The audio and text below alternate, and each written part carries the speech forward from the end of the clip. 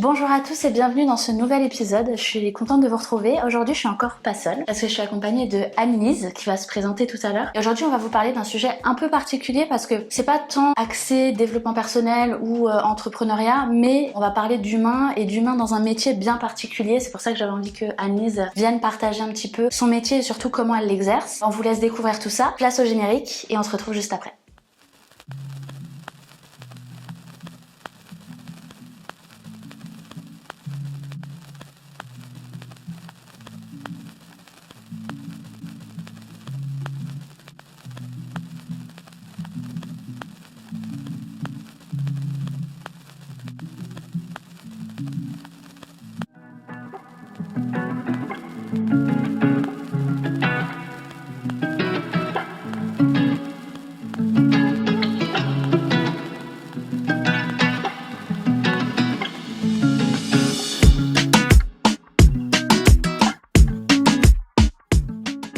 Ma mission, mon objectif, te permettre de devenir qui tu es vraiment.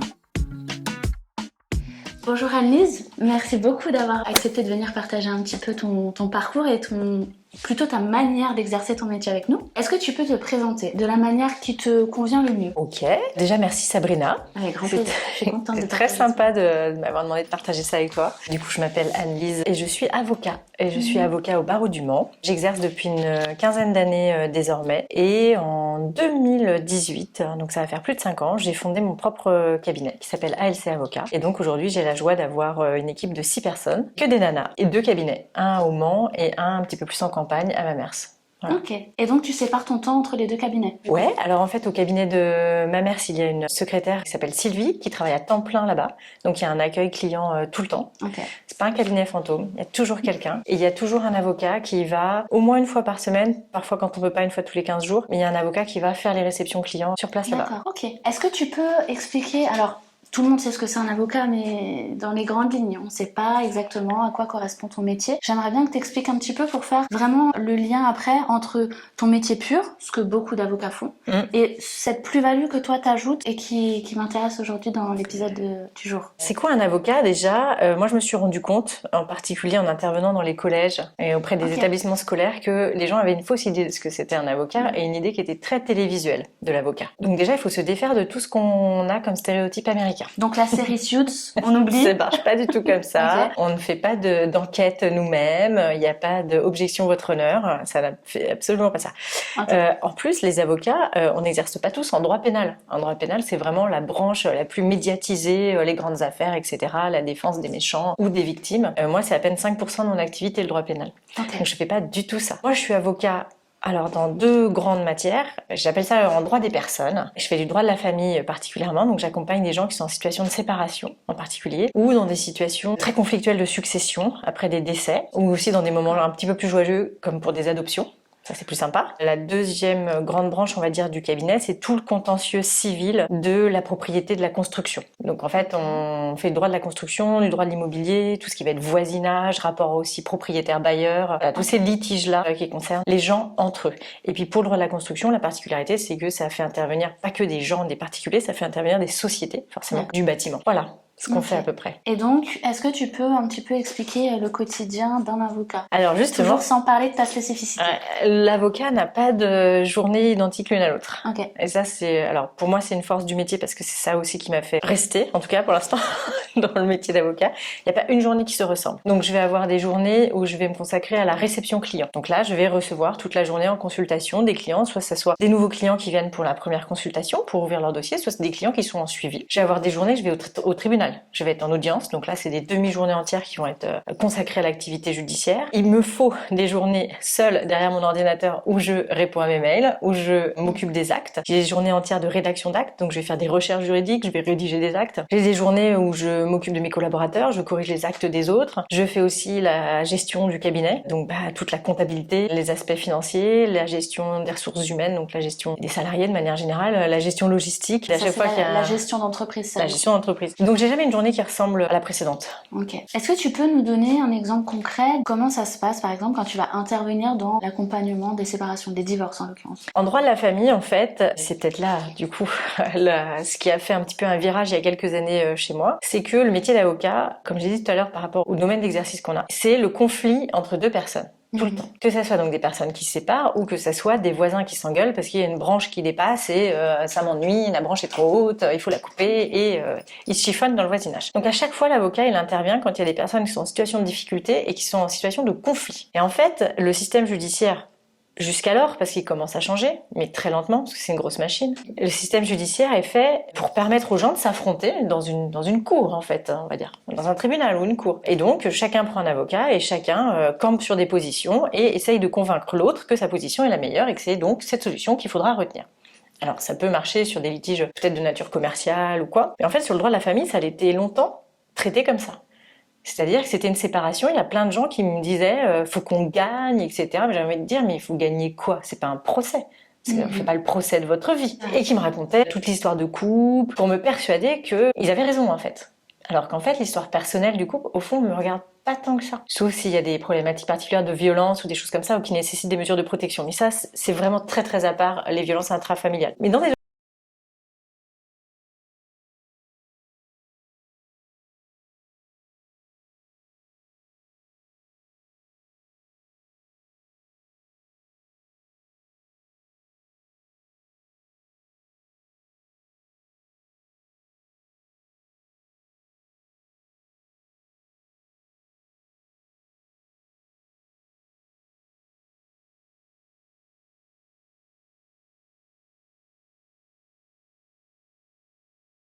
Alors c'était en 2015, un truc qui venait du Canada, et puis des États-Unis après de manière générale, qui s'appelle le processus collaboratif, où c'était mené par des avocats spécialement formés. Il faut que les avocats soient spécialement formés, titulaires d'un diplôme, pour pouvoir mener le processus. Et donc c'est des processus à quatre, où on a décidé de dire, ok, on se sépare, on divorce, mais on a des intérêts communs, obligatoirement. On les voit peut-être pas, mais on va vous apprendre à les voir, et on va les rechercher, et on va vous faire asseoir ensemble pour regarder à nouveau les intérêts communs que vous partagez même dans une séparation. Donc faut être formé parce que faut pratiquer l'écoute active, faut pratiquer des techniques de reformulation, des techniques de négociation raisonnée, et puis faut savoir vachement maîtriser son client en fait et rebondir aux réactions de l'autre et pouvoir faire confiance à l'autre avocat qui lui aussi est formé. Donc c'est tout un truc. Donc ça, je me suis formée à ça. On a été quelques-uns au Mans à se former à ça. Fort heureusement, du coup, on est toujours un groupe, on va dire d'une vingtaine d'avocats qui s'intéressent à ce qu'on appelle les MARD, les modes alternatifs de règlement des différends. Donc c'est tout ça. Et du coup, on travaille bien ensemble parce qu'on ramène vraiment de la sérénité et de la sécurité dans les échanges, quoi. Donc voilà, c'est vraiment l'idée de travailler là-dessus. Alors moi j'avais envie que Agnès elle nous partage ça parce que je le vois moi beaucoup en séance individuelle où effectivement je reçois les gens individuellement mais forcément ils me parlent un petit peu de leur vie privée et parfois des problématiques qu'ils peuvent rencontrer dans leur couple et en fait c'est un peu ce que Agnès elle fait dans les moments de séparation. Moi je le fais dans des moments de reconstruction du coup, mais c'est la communication. Souvent c'est quand il y a trop d'émotionnel, trop de surcharge depuis beaucoup d'années, peut-être des non-dits, des mensonges, des choses comme ça, qui une fois qu'on en parle, qu'on règle les choses, quand on met tout à l'équilibre, on peut trouver des solutions soit finalement pour rester ensemble, soit pour se séparer, mais se séparer de la bonne manière parce que dans tout ça, il y a souvent des enfants au milieu. Enfin, finalement, on se dispute pour une chaise et une voiture. 3 assiettes. Voilà. Alors qu'au final, quand on se dispute pour ça, le fond, c'est pas l'assiette ou la chaise, en fait, en vrai. Le fond, c'est tu m'as fait du mal, je veux te faire du mal par le seul moyen que j'ai à ma disposition, c'est le matériel. Et en fait, ce que je trouvais hyper bien quand j'ai rencontré Agnès, c'est ce truc de ok, je défends mon client, je suis avocate, il faut qu'il puisse s'en sortir dans cette séparation, à un moment donné, qu'il s'y retrouve. Mais par contre, on y met de l'humain. On n'est pas juste, comme tu disais, dans les séries télé, ou même... moi j'ai eu affaire à des avocats, j'ai rarement eu ce côté plutôt humain et on trouve l'équité pour les deux parties et c'était vraiment comme tu dis, on est dans une bataille, il faut gagner quoi. Ouais. Et ce que je vois c'est que il y a beaucoup de gens aussi quand ils arrivent en premier rendez-vous de consultation, ils projettent énormément de choses sur l'autre. C'est-à-dire qu'ils me racontent, ils me disent alors vous allez voir quand on va commencer à lui dire qu'on commence à faire les démarches de divorce, il ou elle va péter un câble, elle va être très fâchée, ou il va y avoir de la colère, ou elle va m'en faire voir de toutes les couleurs, elle va tout casser, ou il va détruire la maison. Enfin, on projette énormément de choses sur l'autre en fait. Et à chaque fois, je leur dis mais on va pas anticiper comment l'autre va réagir. En fait, on n'en sait rien. On va lui demander. Ouais, non, mais je la connais par cœur. C'est normal. En fait, les gens réagissent comme ça parce que ils se séparent après des années de vie commune. Donc, ils ont le sentiment quand même de bien se connaître. Et ils projettent énormément sur l'autre. Mais en fait, on se trompe parce que il suffit de reprendre contact avec l'autre par un tiers, c'est-à-dire que c'est l'avocat qui va venir discuter et qui va venir, voilà, moi j'ai reçu votre ex, futur ex, enfin votre compagnon, compagne, etc., qui m'a confié le souhait de se séparer, de divorcer, et qui m'a indiqué avoir le souhait de faire les choses de manière amiable. Est-ce que vous seriez disposé à ce qu'on se retrouve autour d'une table et qu'on en échange? L'assistance par un avocat est obligatoire. En matière de divorce, pour d'autres, pas forcément, mais c'est quand même conseillé que chacun ait un conseil bien formé à ce type de communication. Et en fait, on se rend compte que les gens s'assoient autour de la table. Et déjà, c'est une énorme victoire. C'est ce que je dis toujours à mes clients. Je dis, mais déjà, parce que ça commence toujours par, ah non mais ça va mal se passer. La réunion, ça va mal se passer, c'est sûr, vous allez voir. Bah, arrêtez de projeter ce qui va se passer. Déjà, vous savez pas parce qu'on est là. Pour la première fois dans votre mode de communication à deux, il y a d'autres personnes qui sont là pour faire tiers. Donc, testez, vous verrez bien, mais ne projetez pas. On s'assoit et déjà rien que le fait de s'asseoir à la même table, de se souhaiter la bienvenue, on remercie tout le monde d'avoir fait l'effort de venir, c'est déjà une victoire. Ils sont assis à la même table. Donc, ils ont accepté le principe de communiquer. Et on se rend bien compte, et ça, ce qui est intéressant dans les réunions qu'on tient, c'est assez fascinant parce qu'on voit bien qu'ils sont plus du tout sur le même canal de communication. Il y en a un qui est là, l'autre qui est là, et nous, on essaye tout le temps de les ramener pour qu'ils reviennent au même canal de communication. Voilà, il y a plein de choses qui se trament derrière, on voit bien qu'il y a des pertes de confiance de l'un envers l'autre, alors on essaye de tirer les ficelles, de voir d'où ça vient. Alors, on n'est pas non plus thérapeute, faut faire hyper gaffe, on n'est pas psychologue non plus, donc ces séances-là, ça reste des séances qui ont un but, c'est d'établir des documents juridiques de séparation. Donc on travaille autour des thèmes qui sont des thèmes juridiques, mais on voit bien que quand il y a des blocages sur des positions de non, ça je le veux absolument, je veux garder ce canapé, enfin j'en sais rien. Mais en fait, on se rend compte que derrière, il y a ce qu'on appelle un moteur silencieux. Il y a une vraie raison parce que peut-être que le canapé, il a une histoire et que ça lui rappelait ci et ça, et c'était un moment important, et donc voilà. Et donc on se rend compte que les gens, on arrive à les faire quitter certaines positions de principe parce qu'on arrive à les faire parler et recommuniquer en fait, tout simplement. Et c'est un long boulot et tout le monde n'est pas accessible. Enfin, au début, tout le monde ne se montre pas accessible. Mais en vérité, avec beaucoup de travail et de patience, je crois que tout le monde est accessible à ce mode de communication. C'est évident. Enfin, on est humain, donc on est fait pour ça. Après, il n'y a pas assez d'avocats formés. Ça, c'est un autre souci parce qu'effectivement, il faut des professionnels qualifiés sur ces modes d'écoute particulières et de modes de communication. Sinon, ça peut planter le processus. Si on a un des professionnels qui est pas assez bien formé, il va dire un mot, il va faire une mauvaise reformulation qui pourrait braquer. Donc voilà. Aujourd'hui, vous êtes combien à peu près, tu sais, en France, à former à ça? En France, je sais pas, mais de plus en plus nombreux. Vraiment, vraiment beaucoup. Alors, en plus, ça va avec la modernisation de la justice. C'est-à-dire que maintenant, on impose des modes amiables de règlement des différends préalablement aux saisines des tribunaux pour désengorger les tribunaux. Par exemple, les litiges de voisinage, classiquement. Litiges de voisinage, alors les gens, ils saisissent le tribunal.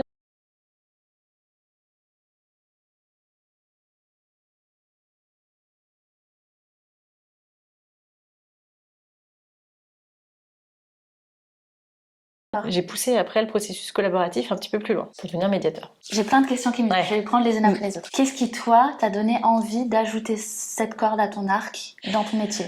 Vraiment. De rajouter de l'humain en fait. Ouais, alors ça ramène de la sérénité en fait. Et pour moi aussi, dans ma manière de travailler. D'accord. De pas être dans le conflit et l'opposition systématique. C'est des dévoreurs d'énergie pour celui qui mène le conflit, qui est donc l'avocat, puisque on nous confie le soin de mener le combat. C'est épuisant. Et puis en plus de ça, c'est dévastateur en fait de mener ce type de combat. Donc moi j'avais plus envie quoi. Donc ramener de la communication, ramener la possibilité d'échanger, toujours garder mes clients, souvent je leur dis allez, on fait l'effort, on tend la main. Oui, mais à chaque fois, je me fais bâcher, nanana. Ouais, je sais que vous allez vous la faire mordre la main, je sais. Mais on tend la main, on continue, on continue. Parce que, en fait, au bout du bout, si vraiment on n'y arrive pas, bah, moi, ce dont je me rends compte, c'est que celui qui a tendu la main tout du long, qui a fait l'effort de proposer des processus amiables, qui est resté zen dans sa posture face à des gens qui vont devenir colériques ou avec de la rancœur ou qui vont prendre les enfants en otage, mais c'est celui qui reste calme et qui tend tout le temps la main qui va finir par avoir gain de cause. Au bout d'un moment, on a un retour aussi sur son comportement. Donc moi, ça me ramène de la sérénité. Vraiment. C'est très agréable. C'est très agréable aussi parce que quand on fait un processus collaboratif ou un divorce avec de la médiation et donc ce qu'on appelle du consentement mutuel, les clients travaillent toujours avec nous. Puisque ce sont des rencontres qu'on organise, donc ils sont avec nous. Après, il y a la partie rédaction d'actes qu'ils voient pas parce qu'on rédige seul, donc ils voient le fruit de notre travail, ils voient la plus-value de l'avocat, ils voient comment on travaille. Quand on fait du conflit, en fait, c'est quoi? Déjà, ce que j'ai dit tout à l'heure, il faut arrêter de s'imaginer que ça se passe comme dans une série télé. Les avocats aujourd'hui, on plaide plus en matière de divorce quasiment pas du tout. Ce sont des dossiers qui sont écrits, ce sont des conclusions avec des pièces, on produit, on dépose, et le juge regarde sur pièce. Donc en fait, les gens ne nous voient pas travailler, ils ne voient pas. On leur donne des écritures, bon, ils se disent bon, bah, elle a mis 1 heure à faire ça, alors qu'on a pu mettre 10 heures. On expliquait en off pas compte. Ouais, parce qu'on se disait en off que effectivement par rapport au service que tu donnes, qu'il y a un coût, parce que tout le monde dit toujours effectivement qu'un avocat c'est cher, mais derrière il y a des années d'études et de connaissances que nous on n'a pas, donc ça forcément on paye la connaissance de l'autre. Et il y a le temps de travail aussi, du coup, on s'en rend pas compte, mais des fois pour écrire ne serait-ce qu'un mail, moi je vois le temps que je mets, donc un mail. C'est ça. Donc, quand parce qu'on pèse tous les mots, on choisit tous les mots. Donc quand tu dois produire une conclusion avec des articles de loi qui viennent de droite, de gauche, tu dois faire toutes les recherches, je pense que tu mets un long moment. Et ça c'est du temps du coup qui doit être rémunéré. Et là, dans les processus collaboratifs, les gens sont avec nous. Ils travaillent avec nous. Du coup, c'est agréable parce qu'ils nous voient travailler. Donc, on fait vraiment équipe. On fait beaucoup plus équipe d'ailleurs, je trouve. Ok. Est-ce que tu peux nous décrire comment ça se passe concrètement? Là, je sais pas, je divorce, je viens chez toi. Comment ça se passe? Alors, tu divorces, tu viens chez moi. Déjà, je vais t'écouter. Je ne veux pas divorcer. Déjà, je vais t'écouter. On fait toujours, nous, un premier rendez-vous qui dure minimum 1 heure. Il y a toujours des créneaux d'1 heure qui sont prévus pour tout ce qui est rendez-vous. On écoute les gens pendant au moins 1 heure. Donc, tu vas me raconter l'histoire, on va regarder ce qui est important. Et puis, en fonction des problématiques, à nouveau, j'exclus toutes les violences, etc., intrafamiliales. On va proposer. J'ai demandé en fait comment ça se passe avec futur ex. Est-ce que on est sur quelque chose de conflictuel? Est-ce qu'on recherche des solutions amiables? Est-ce qu'il y a des enfants? Et puis on va jauger ensemble l'opportunité de rentrer en contact avec l'autre, de voir s'il a pris un avocat lui aussi. Et puis on va faire le premier courrier. Donc c'est un premier courrier de contact que à chaque fois j'explique. Voilà, j'ai rencontré Madame Gibino qui m'a confié son souhait de vouloir divorcer. Elle souhaite mettre en place des modes amiables de règlement de votre séparation et c'est avec son consentement que je vous invite à prendre la tâche d'un avocat et à me faire savoir si vous y seriez sensible et vous accepteriez une première réunion. En général, suite à ça, les personnes prennent donc un avocat, on se met en rapport entre avocats. Là, on se fait chacune ou chacun le feedback des rendez-vous individuels qu'on a eu avec nos clients pour voir si effectivement on les sent sur un processus négocié et on organise la première réunion. Voilà, c'est des réunions là qui durent minimum 2 heures. Minimum. Donc à 4. À 4. Avec l'avocat médiateur et alors les deux client. avocats. En fait, les 2 avocats qui sont tous les 2 à peu près formés normalement. Moi, je suis médiateur, donc c'est encore un truc à côté de la médiation. C'est un truc en plus. On en parlera. Je peux tenir des médiations seule en fait. Et donc là, il y a un avocat chacun et on déroule un ordre du jour sur des thèmes et on les fait parler et on voit comment on avance. Voilà. Puis après, il y a plein de choses qui se passent pendant la réunion et au fur et à mesure, on tire des ficelles jusqu'à essayer d'avoir un accord définitif. Le premier truc qu'on dit d'ailleurs sur ces réunions-là, c'est qu'on n'est pas obligé de sortir de là avec un accord. Il n'y a pas de pression. Si on se met pas d'accord au bout des 2 heures, c'est pas grave. Au moins, ce sera dit certainement beaucoup de choses qu'on s'est pas dit depuis un moment, parce qu'on s'est séparés, parce qu'on n'arrête pas de s'engueuler, parce qu'on n'arrive pas à s'organiser pour les enfants. Mais au moins, ce sera dit les choses. Et donc, tout de suite à la fin de ces réunions-là, moi, je fais fixer la prochaine réunion pour pas qu'on perde le rythme et qu'on perde l'objectif. Par contre, on laisse un petit peu de temps d'intégration parce qu'on se dit quand même beaucoup de choses. C'est très lourd ces réunions-là, même à conduire pour nous. Moi, je mets pas de rendez-vous avant, pas de rendez-vous après. C'est très lourd à conduire. Pour eux, ils intègrent beaucoup d'informations. Émotionnellement, c'est dur. On se donne au moins minimum 3 semaines, maximum 5-6. Entre les deux, voilà, on se revoit. D'accord. 2 heures. Et en général, moi, je les fais partir avec un peu de travail à faire. Bon, alors, on s'est dit ça veut dire qu'il nous manquait tel et tel élément pour pouvoir aller plus loin. Bon, on va faire, je sais pas moi, estimer la maison. On va faire venir un agent et on va se revoir dans 4 semaines avec le prix. Comme ça, au moins, au lieu de s'engueuler sur rien, on saura la valeur des choses pour lesquelles on s'engueule. Et ça aussi, c'est important. Être d'accord sur nos désaccords. Leur faire acter le fait qu'on n'est pas d'accord. On n'est pas d'accord. Bon, on est d'accord sur le fait qu'on n'est pas d'accord là-dessus. Bon, ça c'est bien. Mais est-ce qu'on est d'accord pour ne plus être pas d'accord? Bah ouais, on aimerait bien. Bon, c'est cool. Si on est d'accord pour ne plus être pas d'accord, ça veut dire que vous êtes d'accord pour bouger vos curseurs actuels. Ah ouais, ça veut dire que tous les deux vous allez devoir lâcher. Parce que ça aussi c'est une grande crainte ouais mais moi je veux pas lâcher. Parce que si je lâche ça, l'autre il va me faire ça, je veux pas lâcher en premier. Mais le principe c'est, est-ce que vous êtes prêts à bouger vos curseurs tous les deux? Il peut pas y en avoir qu'un qui bouge son curseur, c'est les deux. Donc les deux doivent accepter que ils vont devoir bouger leur position, de toute façon. Et ça on le rappelle bien en entrée. Alors il y a tout un process en entrée de réunion comme ça, on leur rappelle un peu les règles du jeu finalement. D'accord. D'entrer dans ces processus-là. Mais ça se passe hyper bien et on voit bien la différence entre les gens qui sont suivis sur ces processus-là et les gens qui sont toujours dans l'opposition systématique. Le mieux, c'est les gens qui suivent ce processus-là avec des avocats et qui, à côté, font une thérapie familiale pour travailler leur séparation et surtout pour travailler leur lien parental aux enfants post-séparation. Alors là, on voit l'évolution des gens, quoi. Justement, elle est où ta limite? À quel moment tu dis là, c'est plus mon ressort, faut que vous allez voir un thérapeute, un coach, quand ils passent dans de l'ultra perso, nous on identifie en fait le levier, on va dire le mot moteur, le levier qui dit bah en fait il y a un défaut de confiance là de l'un envers l'autre et c'est pour ça que vous n'êtes pas à l'aise quand vous laissez les enfants et c'est pour ça que vous voulez pas plus qu'un week-end sur deux. Par exemple, souvent on va avoir la situation, c'est hyper schématique ce que je vais dire, mais malheureusement ça arrive souvent. Dans une séparation, on a régulièrement, je vais appeler des mamans cool qui ont du mal à se séparer des enfants et qui vont pas vouloir qu'on fasse une semaine sur deux. Alors que le papa a dit, et très légitimement, mais j'ai autant de droits que la maman et donc moi je veux une semaine sur deux. On a le même temps avec les enfants. Puis arriver des fois qu'il y ait des liens à la mère un peu forts qui fait qu'on veut pas lâcher ses enfants. Bon, ok, ça se travaille par exemple. Parce que pourquoi on empêche l'autre d'avoir les enfants autant que nous? Pourquoi on se positionne en tant que seul parent qui mérite d'avoir les enfants tout le temps et l'autre non, c'est qu'un week-end sur deux. Week-end sur deux, c'est 4 jours par mois. C'est terrible dans une parentalité. Oui, c'est rien. Et encore trop classiquement, c'est le père un peu qui souffre de ça. Bon, et ben là, on va dire, va falloir travailler. Parce que moi, j'ai des clientes que je fais bouger comme ça parce que je leur dis, mais pourquoi on le prive en fait? Et en fait, là, ça ressasse, je vois bien, ça part dans tous les sens. Oui, mais du temps de la vie commune, c'est toujours moi qui, nanana. Et je dis, mais tout ça, on va pas le régler, nous, en réunion. Par contre, on peut l'identifier, mais on va vous demander d'aller le travailler. Parce que si on se met pas d'accord et qu'on part devant un juge, ça va être violent et le juge, il va ordonner la résidence alternée en fait. Il va l'ordonner. La justice, c'est vraiment une épée, hein, de toute façon, c'est ça. C'est une épée, vous voulez noir, vous voulez blanc? Épée, ben moi je vais vous mettre gris. Comme ça, il y en a ni l'un ni l'autre qui est content. C'est moi qui ai pris la décision. La justice, en fait, on n'est jamais content d'une décision de justice parce qu'on n'a jamais tout ce qu'on demande. Donc surtout en matière de séparation et de famille. Donc c'est jamais tout blanc, tout noir. La justice, elle décide et on voit bien qu'on a deux insatisfaits. Les modes amiables, ça permet vraiment d'avoir deux personnes satisfaites. C'est des systèmes gagnant-gagnant parce qu'on construit ensemble l'accord qu'on va passer. Et on le construit ensemble avec ce temps qu'on passe, le temps qu'on se donne à le construire cet accord. Des fois c'est dur, hein, évidemment, on s'en met un peu, ça punch un peu, hein, mais on respecte des règles de communication, mais au moins au bout, quand on parvient à l'accord, bah, c'est notre accord, donc il est gagnant-gagnant. Donc on va le respecter aussi, puisqu'on l'a choisi. On s'est engagé, ouais. Alors qu'une décision de justice, elle est souvent assez peu respectée dans le temps, parce qu'on ne l'a pas choisi, on l'a subi. Voilà. Okay. Par contre c'est dur, il y a des étapes. Parfois, j'ai des gens qui lâchent en cours parce que ouais, c'est dur. Là, par exemple, je pense à un dossier qui me vient. Ils sont en train de lâcher, mais ils sont en train de lâcher parce qu'on leur a dit d'aller en thérapie familiale et qu'ils ne le font pas. Il y en a un des deux qui bloque. Parce que le mot thérapie, ça lui fait peur, ou le fait d'aller voir un thérapeute, ça lui fait peur. Sauf que nous, voilà, je reviens à la question, pardon, on n'est pas thérapeute et quand on va identifier comme ça ces moteurs qui ont besoin d'être travaillés, moi je vais pas travailler par exemple avec la dame, sa maternité, son besoin d'être proche de ses enfants. Ça, je l'identifie, je pose le truc en disant on a un élément bloquant au fait de quitter des positions, il faut aller le travailler en dehors d'un cabinet d'avocats là du coup. Et les gens qui travaillent sur eux, waouh, on voit bien qu'ils sont beaucoup plus souples derrière dans la négociation des intérêts financiers, par exemple. Là, on parle des enfants, mais il y a aussi des intérêts financiers derrière. Là, ça vient quand même souligner le propre de mon métier que je fais, d'accompagner l'humain. Et puis tout ce que je partage dans tous les épisodes, sur la chaîne, sur le podcast, parce que en fait, l'humain pour moi, c'est la base de tout. Tu le dis, enfin, tu le dis très bien là, à partir du moment où on est raccord avec soi, où on a réglé la problématique, parce que toi, t'identifies. Là, ça peut être le rapport à l'enfant, mère-enfant, mais ça peut être aussi, je sais pas, dans une séparation, ça peut toucher quoi Souvent, c'est des défauts de confiance parce qu'il y a pu y avoir une petite tromperie ou des choses comme ça. Du coup, il y a un défaut de confiance qui se met en place envers l'autre. Et puis, il y a une espèce d'envie de punir un peu l'autre en le privant de certaines choses qui appartenaient au cercle familial, en fait. À ce cocon qui éclate. Et donc, l'enfant, on dit, il va pas en plus, il me trompe et en plus, il aurait les enfants autant que moi, par exemple. Donc il y a des volontés de punition aussi des fois. Alors que là c'est deux choses complètement différentes.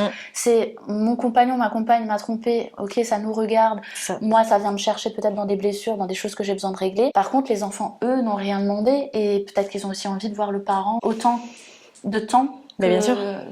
Que le parent. Et en plus là-dedans, moi c'est ce que je dis vraiment là au dernier là qu'on vient de débuter, je leur dis vraiment vous faites ça pour vos enfants en fait. Ils sont tout petits, là ils ont des enfants, ils ont 2-3 ans. Ils sont tout petits, donc vous avez des années de parentalité à gérer derrière. Si vous prenez pas ce virage-là,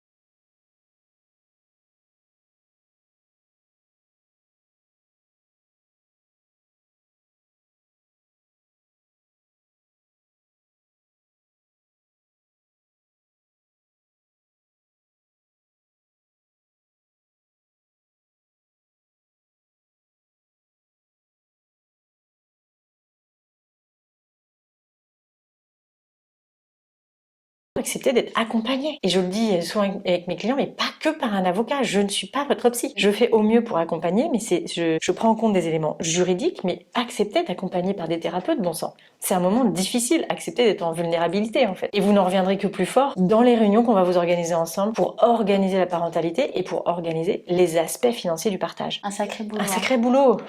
C'est épuisant aussi. Ouais, j'imagine rien que je te vois là, je me dis, t'as l'air déjà fatiguée rien que de repenser au dossier compliqué. Ouais. Mais je voulais rajouter sur l'aspect des enfants que c'est important dans ces moments-là de...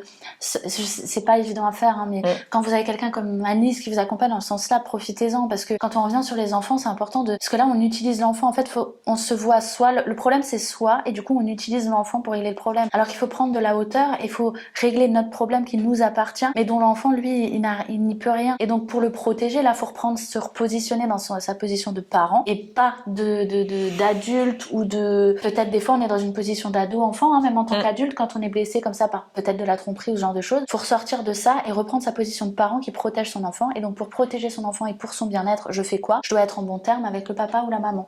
Et je dois être en bon terme avec moi. Ouais, aussi, c'est ça. Donc c'est important vraiment de prendre toutes ces hauteurs-là et de faire ce qu'il faut pour le bien-être de tout le monde. Et au-delà des enfants, le bien-être de soi aussi, parce que comme tu le disais, soit on va subir la séparation et 10 ans après on en parle encore parce qu'on est toujours dans la colère et dans la rage, soit on le fait correctement, c'est dur pendant... Ça d'ailleurs, ça fera partie de la prochaine question, combien de temps tu mets pour régler une situation comme ça en médiation. Donc soit c'est compliqué pendant X mois ou X années, mais après par contre on passe à autre chose, chacun reconstruit sa vie, il y a un équilibre pour les enfants et pour tout le monde. Soit on fait pas ça, mais par contre on en parle encore 20 ans après du divorce qu'on a eu avant et des enfants qui sont meurtris par ça, parce qu'une fois qu'ils grandissent, ils les traînent les casseroles les enfants. Les enfants ils traînent les casseroles, ils traînent nos casseroles. Ouais. C'est marrant ce que tu as dit, c'est exactement mon dernier post Instagram. Ça s'appelait Parents d'enfants, c'est l'engagement d'une vie. Divorcer, c'est juste gérer un temps. Voilà, un enfant, c'est toute sa vie qu'on va le porter.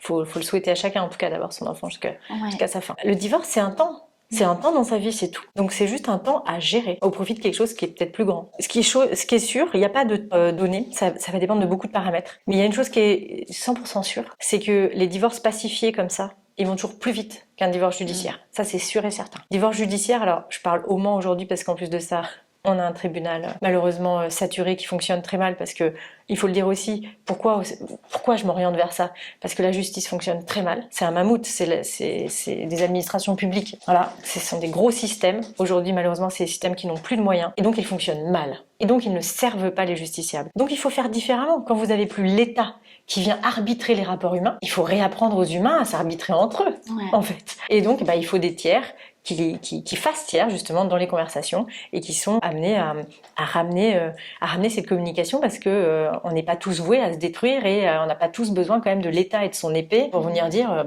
demain ça sera comme ça. Tcha, on est capable de le faire par nous-mêmes. Donc il faut ramener aussi de la capacité des gens à choisir pour eux. C'est ce que je dis, mais choisissez pour vous. Moi je dis toujours, on choisit son divorce comme on a choisi de se marier. Choisissez comment vous allez vous séparer, bon sang. Chacun reprend sa responsabilité, en fait. Exactement. Par contre, voilà, c'est dur à faire, parce que c'est un moment de souffrance pour les gens. Voilà, on est dans un moment de souffrance, donc dans la séparation, il y a aussi ce qu'on appelle le deuil amoureux, il y a les 7 étapes du deuil, et donc on travaille beaucoup aussi avec colère, tristesse, rancœur, il y a toutes les phases qui y passent, et donc la plus dure c'est colère, parce que quand il y en a un qui est dans colère, on n'arrive pas à travailler encore. Oui, là tu peux pas. On peut pas passer. Parce que là c'est comme s'il avait un... Et quand il y a colère, c'est dur. Ce qui me fait penser d'ailleurs à une cliente qui m'a appelé il y a pas longtemps, pour m'expliquer que il y avait une grosse colère, on va dire, en face de la part du monsieur, qui lui faisait que des, pas des saloperies, mais en fait, il lui faisait que des trucs du quotidien pour l'emmerder en fait. Et l'accumulation des trucs, mais au bout d'un moment, elle en peut plus. Et c'est parce qu'en fait, il est en colère parce qu'en fait c'est elle qui part, voilà, c'est la fin d'une histoire, etc. Et il est en colère et il fait ça pour l'ennuyer en fait, et pour la faire réagir, pour qu'elle soit elle aussi dans la même colère que lui. C'est ce que je lui ai expliqué. Et je lui dis là, la meilleure manière de vous protéger vous et vos enfants, c'est d'être d'une zénitude totale et de ne pas répondre. Laissez-le aller dans sa colère. Quand il verra que sa colère n'a aucun effet sur l'autre, il va se mettre en colère contre lui-même, il ira au bout de ce qu'il doit aller et il va se dégonfler tout seul en fait. Mais par contre, c'est pénible pour l'autre de recevoir la colère, quoi. Et justement, les gens ont peur, les gens se disent « Oui, mais vous nous dites toujours de rester calme, de rester ceci et tout ça. » Et moi, j'ai l'impression que nous, on n'attaque pas. Souvent, j'ai ça. « Oui, mais nous, à quel moment on attaque, nous aussi ?» Parce que moi, je m'en prends plein la gueule. Et on n'attaque pas. Alors après, c'est à vous de voir. Moi, je crois, et j'en suis persuadée, comme encore récemment démontré, que ça dépend encore des dossiers, mais la meilleure des stratégies, c'est pas forcément de mettre la tête sous l'eau de l'autre. Comme dans l'humain. Moi, c'est ce que je dis toujours, et c'est ce qu'on retrouve sur mon site. Les gens souvent me le disent quand ils viennent me voir. C'est moi, j'ai mis « je suis vulnérablement forte ». C'est-à-dire que c'est pas c'est pas parce que vous êtes vulnérable que vous êtes faible en fait. C'est ça. Et là, c'est exactement ce que tu expliques à travers un divorce ou à travers la gestion de la colère de l'un ou de l'autre. C'est que en fait, être fort, ça veut pas dire combattre et avoir plus de crier plus fort ou avoir plus de choses à reprocher à l'autre là quand on parle d'un divorce justement. Ça veut aussi dire être fort, ça veut aussi dire savoir gérer les choses, l'émotionnel, les difficultés, les enfants de la bonne manière, justement de le faire pour que tout le monde trouve son équilibre. Et c'est ça la force qui va... Et en fait, j'ai même envie de dire, c'est l'amour qui prédomine là-dedans toujours, même quand on est en séparation. L'amour pour soi, l'amour pour la relation qu'on a eue, parce que même si là on se sépare, à un moment donné on s'est aimé. Bah, c'est ça. Et l'amour pour les enfants, l'amour pour la famille. Et en fait, il faut rester toujours sur cette fréquence-là. Et c'est ça ça met plus de temps que quand on est dans le fight to fight. Ouais. Mais par contre, à la fin, mais qu'est-ce que À la fin, c'est beaucoup plus serein. Ouais. Et ça ira plus vite de toute façon que la procédure judiciaire qui va jusqu'au bout et qui va tout détruire sur son passage. Une procédure judiciaire, ça détruit beaucoup de choses. Ouais. C'est sûr. Est-ce qu'il y a des choses que tu as envie de rajouter encore sur le sujet? Des choses auxquelles j'aurais peut-être pas pensé? Des choses que tu as envie de partager ou de faire connaître, peut-être? J'ai envie de dire si les gens se trouvent en situation de séparation. Vous voyez si autour de vous, vous avez des avocats médiateurs, parce que c'est une qualification en plus. On se forme spécialement pour pouvoir exercer comme ça. Recherchez les avocats médiateurs. Demandez autour de vous et à l'avocat si on peut faire des choses amiables et de quelle manière elles vont être menées, parce qu'il y a plusieurs manières de mener des processus amiables. Et faites-vous, s'il vous plaît, accompagner par des thérapeutes aussi. En situation de séparation, c'est une période de la vie qui n'est pas facile. Il faut accepter d'être accompagné. Ça n'en sera que plus facile derrière. C'est toujours la même chose, le démarrage il est dur parce qu'on sort totalement de tout ce qu'on a pu connaître. Mais derrière, moi j'ai toujours la métaphore de la falaise en fait. J'ai l'impression que en fait on est en haut d'une falaise et donc c'est très profond et en plus en bas il y a une tempête, la mer elle est houleuse et tout. Et il y a une petite île mais elle est là-bas et la mer est beaucoup plus calme en fait. Et en fait c'est là qu'on voudrait aller mais on sait pas. Il n'y a pas le choix. En fait, il n'y a pas 36 solutions. Il ne faut pas regarder 10 fois. Il faut sauter. Et vous êtes accompagné puisqu'il y a des professionnels autour de vous. La mer, elle va être un petit peu houleuse, mais c'est pas grave parce qu'il y a un pilote sur votre bateau qui est votre avocat. Il y a un pilote. Lui, il est là. Il va vous emmener sur l'île. Et après, vous serez tout seul sur l'île. Mais calme. Mais au calme. Alors que dans une procédure judiciaire, en fait, l'île au bout, elle n'y est pas. Non. Elle n'y est pas. Vous restez toujours dans des eaux un petit peu mouvementées et vous revenez tout le temps vers l'avocat. Oui, parce que l'émotionnel, il n'a pas été géré. Il n'a pas été géré. La blessure, elle n'a pas été guérie, elle n'a pas été pensée. Donc ça reviendra. Ça reviendra. C'est des dossiers qui reviennent, souvent. J'ai des clients, je les revois, je les connais bien, je les suis depuis hyper longtemps. Il y en a une, ça va faire, même plus, ça fait 15 ans que j'exerce, je les ai depuis le début. Ah ouais? Ouais. Ils reviennent. Pourquoi comme sujet alors du coup? Après divorce? Post-divorce, ça se passe pas bien. Les pensions alimentaires? Alors, il peut y avoir des pensions alimentaires à revoir, mais ça se passe pas bien à la garde des enfants. Et là, on me raconte des trucs où je suis obligée de dire, mais en fait, je ne peux rien faire pour vous. Vous n'êtes que dans du relationnel, là. Alors oui, au lieu de me ramener les enfants à 19h, il en fait exprès. 19h30 le dimanche. Ou alors, il ne me prévient pas pour les vacances. Cette année encore, il m'a encore fait les vacances au dernier moment. Alors que dans le jugement, c'est écrit que c'était le date. Et moi, je suis là, mais qu'est-ce que vous voulez que je fasse? Je viens vous en parler parce que vous êtes l'avocat. Ouais, mais moi, à ma disposition, j'ai quoi? J'ai un tribunal. Ils s'en foutent de savoir qu'on ne les ramène pas à la bonne heure. Il vous a donné un jugement où vous avez une convention parentale. Elle n'est pas respectée. C'est pas passible de peine d'amende. Pourquoi? C'est ce que j'explique aux gens. Parce que c'est uniquement de l'exercice de parentalité. On ne va pas aller à la gendarmerie pour ça. Donc, en réalité, je ne peux rien pour vous. Par contre, vous devriez aller en thérapie familiale. Vous avez des problèmes de communication. Et un avocat ne peut rien. Et ça, c'est malheureux parce que j'en ai souvent qui reviennent et je dis, mais je peux rien faire en fait. Vous pouvez pas lui écrire et lui dire que c'est scandaleux de me faire tout ça. Aussi, si vous voulez, mais ça va vous coûter, je vais vous le facturer parce que du coup, ça va me prendre du temps, on va pas être... Et puis au final, ça changera pas grand-chose. Et au final, ça changerait rien parce que il faut que vous parliez, c'est tout. Vous avez des trucs à régler, ils sont pas réglés. Donc, un tribunal, on ne peut le saisir que pour certains cas en matière familiale. On va pas le saisir parce qu'on s'entend pas bien. Juste pour ça. C'est triste que les gens se fassent des crasses, mais... Ça fait partie de la vie. Voilà. Il faut apprendre à gérer. Voilà. Alors, justement, j'avais posé la question, tu as un petit peu répondu, mais quand les gens, s'il y a des personnes qui écoutent, qui regardent, et qui ont envie de faire appel à ce type d'avocat, comment ils peuvent les trouver? Est-ce qu'il y a un site internet spécialisé? Alors, vous pouvez regarder. Alors déjà, bouche à oreille, pas mal. Les gens viennent beaucoup en bouche à oreille par rapport à des amis, d'amis, etc., qui ont pu être séparés, pour moi, par le cabinet. Vous regardez sur les sites internet des ordres des avocats de là où vous habitez. Okay. Les ordres des avocats, Mulhouse, Strasbourg, etc. Vous avez la liste des avocats et peut-être sont-ils classés par spécialité d'exercice déjà. Ok. Si vraiment vous connaissez personne, regardez l'annuaire général des avocats et passez un petit coup de fil à l'ordre des avocats. Dire voilà, moi je recherche aussi un médiateur et ils pourront éventuellement vous aiguiller si ce n'est pas déjà fait sur leur site. Vous avez aussi, nous localement au Mans, on a une association de médiateurs en fait. Ceux qui sont médiateurs, on est regroupé une association qui s'appelle Le Mans Sarthe Médiation. Alors du coup, on fait des médiations, pas qu'en matière de divorce, etc. Hein, en toute matière, mais même en matière commerciale et financière. Hein, Ouais. c'est hyper intéressant. Entre deux structures qui sont pas d'accord. Ouais. Moi, mes médiations préférées, c'est les successions. Ok. Les frères et sœurs qui s'écharpent après le décès des parents. Là, il y a des nœuds qui ont pas mal d'années. C'est hyper intéressant.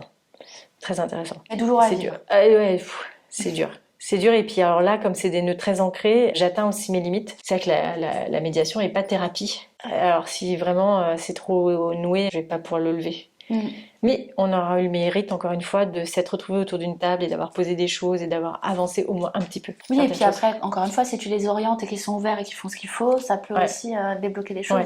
Et puis surtout, ça permet de donner, moi je dis toujours, la même information à tous les intervenants en même temps. Ils ont le même son de cloche, c'est-à-dire qu'ils peuvent peser le pour et le contre aussi des risques judiciaires. Tous ensemble, de se dire, vous n'êtes pas d'accord? Alors si vous n'êtes pas d'accord, voilà, vous allez dire ça en justice, vous allez dire ça va durer 8, 10, 12 mois, vous avez un risque financier à hauteur de temps, vous n'êtes pas sûr, vous n'êtes pas garanti de l'avoir. On fait quoi? On prend les risques, on risque de se casser la gueule ou on choisit ensemble une solution? Je ne vais pas dénouer vos nœuds d'il y a longtemps. Par contre, ils sont identifiés, vous en faites ce que vous voulez. On fait quoi? On essaie de travailler ensemble sur la solution gagnant-gagnant ou on prend tous le risque d'aller se casser la goule au tribunal? Et au moins, ils l'entendent ensemble. Et finalement, ils choisissent ensemble.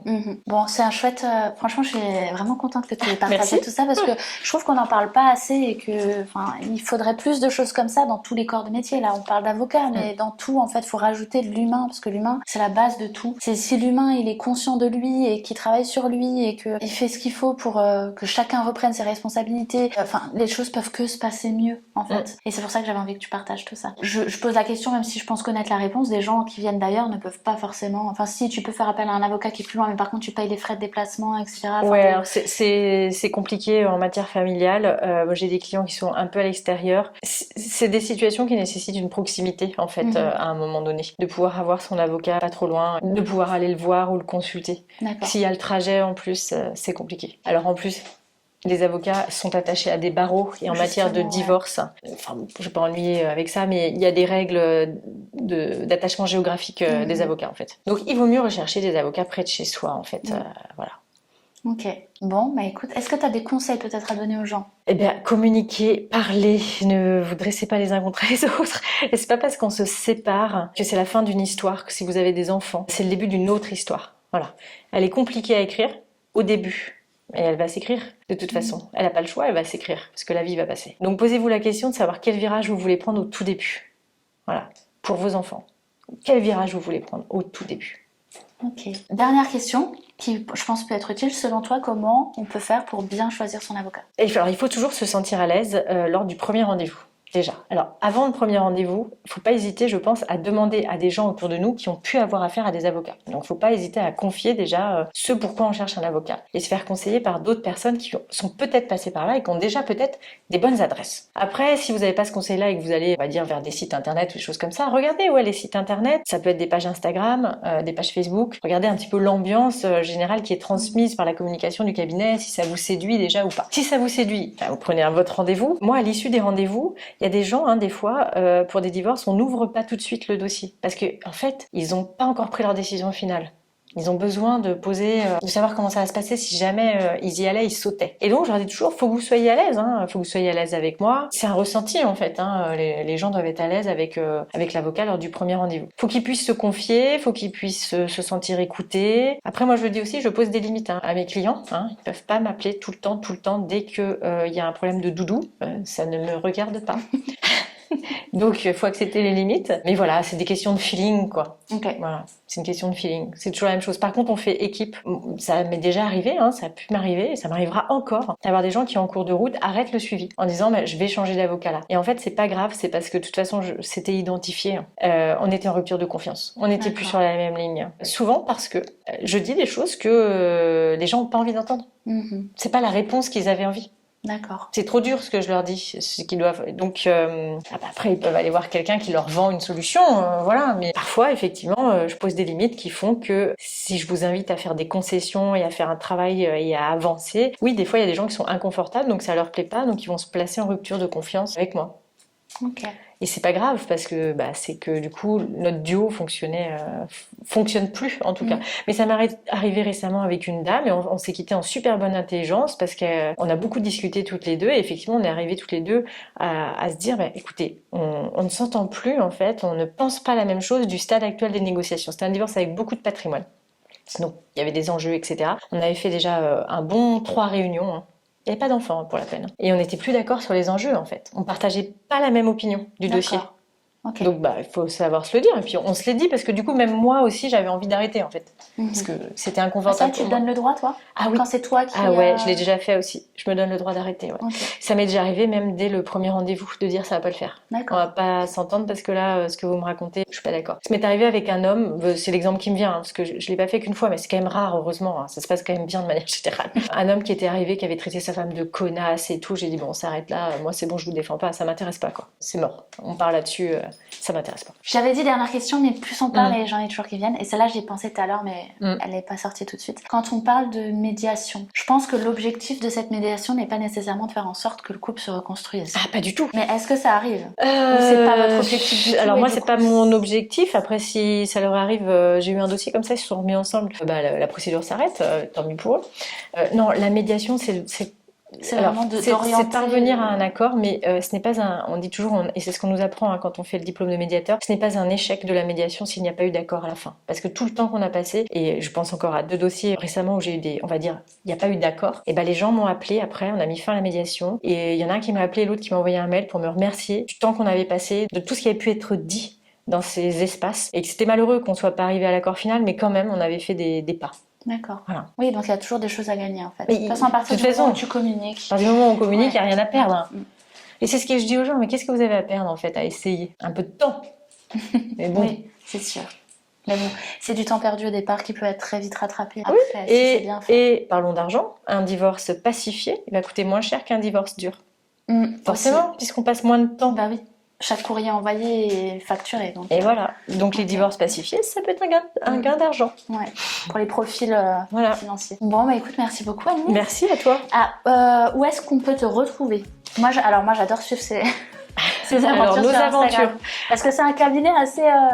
ta personnalité ressort dans le cabinet, donc c'est assez agréable à voir. Le cabinet s'appelle ALC Avocat, ce sont mes initiales pour Anis Cloirec. Donc vous pouvez nous retrouver sur notre site internet www.avocat-alc.fr. Je vais le mettre dans les notes en bas. Et sur notre Instagram, je le mettrai qui aussi. Marche pas mal du coup, c'est ALC_avocat, ALC Avocat sur Insta. Ouais. Je vais tout vous mettre juste en bas, comme ça. Si vous avez envie de la suivre pour la personne qu'elle est, ou pour des conseils, parce que tu mets aussi des tips. Enfin, tu partages des choses liées, on partage des choses. aux on partage un peu aussi le quotidien des avocats pour qu'on voit à quoi ça sert un avocat, ce qu'il fait. Ouais. Donc c'est plutôt chouette à suivre pour la culture générale. Et pour, ça change des Marseillais, on va dire. Ok, écoute, merci encore. Merci. Vous pouvez penser toujours à vous abonner, à liker, à partager, parce que ça permet d'augmenter la visibilité de la pour faire fonctionner l'algorithme. Vous pouvez cliquer sur la petite cloche pour recevoir toutes les notifications à chaque fois qu'il y a une nouvelle vidéo qui sort. Ça vous permettra de recevoir une petite notif pour vous avertir qu'il y a un nouveau sujet qui est arrivé. En attendant, si vous avez des questions, comme toujours, je suis toujours dispo sur tous les réseaux sociaux si vous avez envie d'échanger, de partager. Si vous avez des questions peut-être qui peuvent venir papoter avec toi aussi. Et puis en attendant, prenez tous bien soin de vous, pensez à communiquer, l'humain avant tout. Et puis on se retrouve dans un prochain épisode. À bientôt. Merci Sabrina. Avec plaisir, Annie. À bientôt. Ciao, ciao.